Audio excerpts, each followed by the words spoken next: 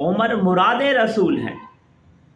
نبی اکرم صلی اللہ علیہ وسلم نے رب العالمین سے مانگے ہیں عمر کو اسلام کو تقویت دینے کے لیے، اسلام کو پھلنے پھولنے کے لیے رب العالمین سے حضور دعا مانگ رہے ہیں کہ اے میرے پروردگار اسلام کو تقویت دے دے، اسلام کو عزت دے دے، عمر بن خطاب کے ذریعے سے یا عمر بن حشام کے ذریعے سے۔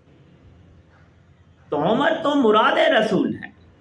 آپ صلی اللہ علیہ وسلم نے ارشاد فرمایا کہ اے عمر جس راستے سے تو گزر جاتا ہے شیطان تجھے دیکھ کر راستہ بدل جاتا ہے۔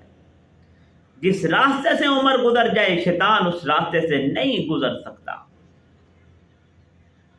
اور جناب عمر رضی اللہ تعالیٰ عنہ نے اپنے دور خلافت میں عظیم کارنامے سر انجام دیے۔ آپ حیران ہوں گے کہ 10 سال کی مدت خلافت ہے۔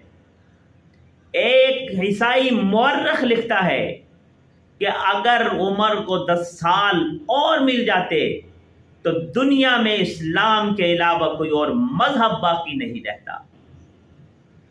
یہ ہے سیدنا فاروق اعظم رضی اللہ تعالیٰ۔